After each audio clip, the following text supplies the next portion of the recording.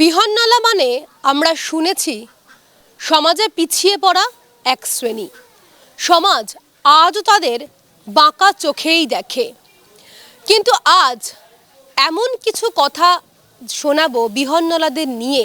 বহু বছর ধরে মুখ বুঝে সহ্য করে গেছেন তারা, কিন্তু অন্যায় অত্যাচারের চরম সীমা পার করে গেছে। সহ্য শক্তির বাঁধ ভেঙেছে। ধীরে ধীরে একজোট হয়ে প্রতিবাদে সামিল হচ্ছেন হিন্দু সনাতনী বৃহন্নলারা। অবশেষে সিএনএর কাছে মুখ খুলেছেন তারা। একজোট হয়ে বর্তমানের বিজেপি সরকারের কাছে সংগঠন তৈরি করতে সাহায্য প্রার্থনা করেছেন তারা। গো ব্যাক রোহিঙ্গা বাংলাদেশি হিজড়ে, go back go back go back, তোমরা নিজেদের দেশে ফিরে যাও, আমাদের দেশ খালি করো। দীর্ঘ 16-17 বছরের বেশি সময় ধরে বাংলাদেশি রোহিঙ্গা বৃহন্নলাদের হাতে অত্যাচারিত ভারতীয় সনাতনী বৃহন্নলারা। সেই ভয়াবহ অত্যাচারের বর্ণনা শুনলে আঁতকে উঠবে সাধারণ মানুষ। রূপালী মল্লিক, তিনি ভারতীয় সনাতনী হিন্দু বৃহন্নলা। তার মুখে সিএন শুনল বাংলাদেশি রোহিঙ্গা বৃহন্নলাদের নারকীয় অত্যাচারের নমুনা, যা সিনেমার চিত্রনাট্যকেও হার মানাবে বাস্তবের কাছে। জ্বলন্ত আগুনের ছ্যাঁকা থেকে মুখে প্রস্রাব করা, অকথ্য গালিগালাজ, শারীরিক ও মানসিক অত্যাচার একের পর এক চালিয়ে এসেছে বাংলাদেশি ছদ্মবেশী রোহিঙ্গা বৃহন্নলারা। বিগত 17, 18, 20, 19 বছর ধরে এরা মানে আমাদের ইন্ডিয়ার মধ্যে, ভারতের মধ্যে, মানে ওয়েস্ট বেঙ্গলের মধ্যে আমি বলছি, যদি 100 হিজড়ে থেকে থাকে, আমি হিজড়ে বলেই বলছি তাহলে বুঝতে সুবিধা হবে, 100 যদি হিজড়ে থাকে তার মধ্যে 80% বহিরাগত রোহিঙ্গা বাংলাদেশি হিজড়ে। তাদের বিরুদ্ধে কেন বিরুদ্ধে? তারা অনেক দিন ধরে আমাদের ভারতীয় সনাতনী আমাদের কিন্নারদের উপর, বিহন্নলাদের উপর টর্চারিং, অত্যাচার, ফেক কেস, মারপিট, মার্ডার, নানা রকম নির্যাতন করে যাচ্ছে।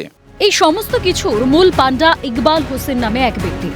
রূপালী মল্লিকের কথায় 17 বছর আগে সুইটি নামে এক বাংলাদেশি বৃহন্নলা অনুপ্রবেশকারী হিসেবে পশ্চিমবঙ্গে প্রবেশ করে। তারপর হুগলির ব্যান্ডেলে ভাড়া বাড়িতে থাকতেও শুরু করে। পরবর্তীতে এই সুইটি ওপার বাংলা থেকে নিয়ে আসে ইকবাল হোসেনকে। সে মেন মাস্টার মাইন্ড হচ্ছে আবু ওরফ ইকবাল হোসেন।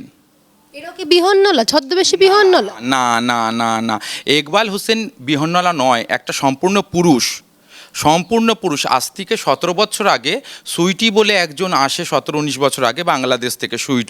সুইটি হিজড়া। ও আসার পরে এক ব্যান্ডেলে থাকে ভাড়া। তারপরে 1-1.5 বছর পরে ও ওই ইকবাল হোসেনকে নিয়ে আসে বাংলাদেশ থেকে।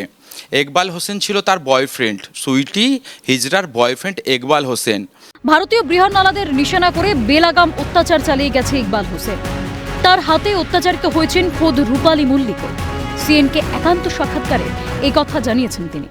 এই ইকবাল হোসেনের সাথে আর কারা কারা যুক্ত, যাদের বিরুদ্ধে আপনি অভিযোগ করছেন? এই ইকবাল হোসেনের একদম প্রিয়, একদম ঘনিষ্ঠ, যারা ওদের সাথেই শেয়ার করে, অন্য কারোর সাথে শেয়ার করে না। 3-4 জন আছে যাদেরকে নিয়েও খুব চলে ওঠে, এবং তাদের মধ্যে হচ্ছে একজন হচ্ছে এই যে পপি। এই দেখুন হাতে বন্দুক নিয়ে, দেখুন পপি, এ মুনির শেখ, 2 হাতে 2টো বন্দুক। এর ভিডিও আছে। এ একজন বাংলাদেশি বহিরাগত রোহিঙ্গা ক্রিমিনাল, অনেক বড়, বুঝতে পেরেছেন? এ পুরো মিনি বাংলাদেশ বানিয়ে রেখেছে খড়িবেড়ে চেতলাকে। মিনি বাংলাদেশ, ওইখানে গেলে অসংখ্য বাংলাদেশ, ইন্ডিয়ান সনাতনী হিজড়ে খুব কম পাবেন। এই দেখুন, এইটা পপি শেখ, ফটো তো দেখালাম। এই যে পপি শেখের ভাই, এইটা হাসিম শেখ, পপি শেখের ভাই, বাংলাদেশের কিন্তু পাসপোর্ট। এটা পপি শেখের নিজের আপন মায়ের পেটের ভাই। এইটা হচ্ছে পপি শেখের অরিজিনাল অ্যাড্রেস, বাংলাদেশের অরিজিনাল অ্যাড্রেস। পপি শেখ উফ মুনির শেখ এইখানকার নয়।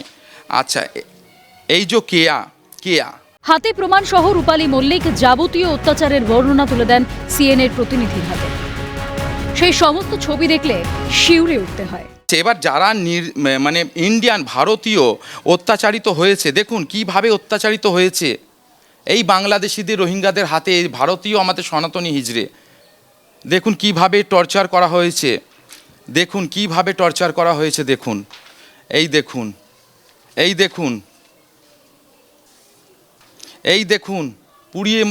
পুড়িয়ে মারা হয়েছে, পুড়িয়ে দেওয়া হয়েছে। রোহিঙ্গা, জিহাদি, অনুপ্রবেশকারীর মতো আরও একাধিক অভিযোগের কাঠগড়ায় আবু ইকবাল হোসেন। অথচ এত কিছুর পরও পশ্চিমবঙ্গে বৃহন্নলাদের পরিচালনা করছে বলে অভিযোগ রূপালী মল্লিকের। পুরো আমাদের মানে পশ্চিমবঙ্গে বৃহন্নলাদের পুরো সার্কেল এই আবু ইকবাল হোসেন চালাচ্ছে, যে একজন রোহিঙ্গা, আতঙ্কবাদী, ক্রিমিনাল, ঘুষপেটি, বহিরাগত, অনুপ্রবেশকারী এবং জিহাদি বাংলাদেশি। না তার কোনো এখানে মা, না কোনো বাবা, না কোনো কিছু, ফেক আইডি, ফেক বাপ মা, ফেক সব কিছু কিন্তু ইন্ডিয়ান বলে সে চালাচ্ছে। কিন্তু আমরা তো সেটা মানব না। আমাদের জন্ম এখানে, আমরা সনাতনী হিজড়ে, আমাদের মায়ের জন্ম, বাবার জন্ম, ঠাকুর দাদা জন্ম, আমাদের 14 পুরুষের কাগজ আছে আমাদের। যা বলছে, যা শুনছি, অবাক হওয়া কাণ্ড। এগুলো তো আমরা সিনেমায় দেখে আসি, আর এখন দেখছি একেবারে বাস্তবে। ভারতীয় বিহন্নলাদের এবং যারা হিন্দু বা সনাতনী বিহন্নলা, তাদের ওপর যেভাবে অত্যাচার করা হয়েছে, সেই অত্যাচারে কি কি আইনি ব্যবস্থা নিচ্ছেন তারা? সরাসরি কথা বলবো, কি কি ব্যবস্থা নিচ্ছে আপাতত, কি কি নিয়েছেন আইনি ব্যবস্থা? আমরা আইনি ব্যবস্থা অনেক নিয়েছি। আমরা এফআইআর করেছি, নানা রকম জায়গায় এফআইআর করেছি, প্রত্যেকটা থানায় এফআইআর করেছি তাদের নামে, যে যেই থানা থেকে যারা যারা অত্যাচারিত হয়েছে সব প্রত্যেকটা থানা থেকে এফআইআর করা হয়েছে, ফাইল জমা দেওয়া হয়েছে, পিটিশন জমা দেওয়া হয়েছে, আমাদের হাইকোর্টেও দেওয়া হয়েছে জমা, এবং আমাদের আগামীকাল আমাদের এমএলএ, আমাদের উত্তরপাড়ার এমএলএ, আমাদের দীপাঞ্জন চক্রবর্তী বাবুর কাছেও আমি পিটিশন জমা দিয়েছি। আবু ইকবাল হোসেনের অন্যায়ের প্রতিবাদ করায় একাধিক সমস্যা অত্যাচারের সম্মুখীন হতে হয়েছে সনাতনী হিন্দু বৃহন্নলা রূপালী মল্লিককেও। আসুন শুনে নিন তার মুখ থেকেই সবটা। আর কেস দিয়েছে, ফেক কেস আমার ফ্যামিলিদের ওপরে, আমার জামাইয়ের ওপরে, আমার প্রতিবেশী, আমার পাড়া ছেলেদের ওপরে, মেয়েদের ওপরে, এবং আমার 9 বছরের বাচ্চা, 7 বছরের, তাকেও ছাড়েনি। তার উপরেও অ্যাটাক হয়েছে। অ্যাটাকটা করতে এসেছিল আমার ওপরে, কিন্তু আমাকে পায়নি, তাকে অ্যাটাক করেছে, তাকে রাশি বলে ডেকেছে। সে যখন পিছনে দেখেছে যে ওর মধ্যে একজন চেনা মুখ ছিল, যে আমার শিষ্য ছিল এককালীন, হ্যাঁ, সে এখন বিরোধী দলে, সেও ছিল তাদের মধ্যে, এবং সে আমার মেয়ে চিনতেও পেরেছে ও ছিল, এবং ওইখানে আমার ছেলেও ছিল, আমার ছেলেও শুনেছে, আমার মেয়েও শুনেছে। আমার মেয়েকে বলছে তোর মাকে বলে দিবি যে এইখান থেকে সরে যেতে, কন্যগর থেকে চলে যেতে, না হলে কিন্তু আবু ছাড়বে না, প্রাণে মেরে দেবে রূপালীকে, মানে আমাকে। স্বাভাবিকভাবেই প্রশ্ন ওঠে, এতদিন কেন তবে চুপ করেছিলেন রূপালী মল্লিকের মতো বৃহন্নলারা? কোনো কিছুর ভয় কি তবে চুপ থাকতে বাধ্য করা হয়েছিল? আর এই সমস্ত কিছুর পিছনে উঠে এসেছে তৃণমূলের ভূমিকা। কিভাবে? রূপালী মল্লিকের কথায় তৃণমূলের প্রশ্রয়ে লাগাম ছাড়া অত্যাচার চালিয়ে গেছে। যে রক্ষক সেই তখন ভক্ষক হয়েছিল না।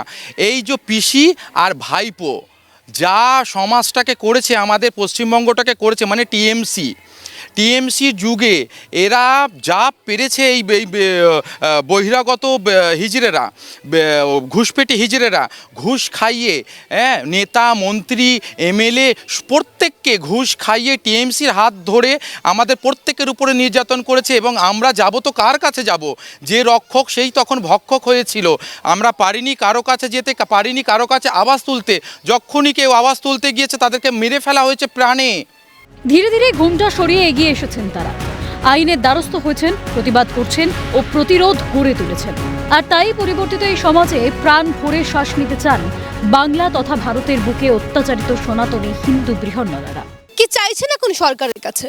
আমি সরকারের কাছে একটাই আবেদন করছি, আমার কোনো পাবলিকের সাথে আমার পাবলিকের সাথে কোনো কথা নেই, বা পাবলিককে কোনো তীর দিয়ে আমি কথা বলতে চাই না। তার তো সরকার কাজ করছেই। আমাদের যত আছে ভারতের পাবলিক যত বহিরাগত ঢুকে এসেছে বাংলাদেশি রোহিঙ্গারা, তাদের তো সরকার বের করছে, খুব সুন্দর কাজ করছে। কিন্তু আমাদের হিজড়েদের মধ্যে যে 180% বহিরাগত বাংলাদেশি হিজড়ে ঢুকে আছে, এইটা আমি সরকারকে একটু দেখাতে চাই যে আমাদের হিজড়েদের মধ্যে এত বাংলাদেশি রোহিঙ্গা ঘুষপেটি ঢুকে আছে আমাদের ভারতবর্ষে, পশ্চিমবঙ্গে। এর জন্য আমি একটু হেল্প করতে চাই। সরকারের হেল্প না, এটা আমার একটা মানবিকতা। আমি এইটাই করতে চাই যে হিজড়েদের প্রত্যেকের ঘরে ঢুকে আঙুল দেখিয়ে বলতে পারবো এ বাংলাদেশের, এ হিন্দুস্তানের, আমাদের ইন্ডিয়ার। অদূর ভবিষ্যতে সমস্ত বাধা কাটিয়ে সত্যের জয় হবে, সেই আশাতেই বুক বাঁধছেন ভারতীয় হিন্দু সনাতনী বৃহন্নলারা। ক্যামেরায় সুরজিৎ প্রামাণিকের সঙ্গে দীপাঞ্জনা সাউয়ের রিপোর্ট, ক্যালকাটা নিউজ।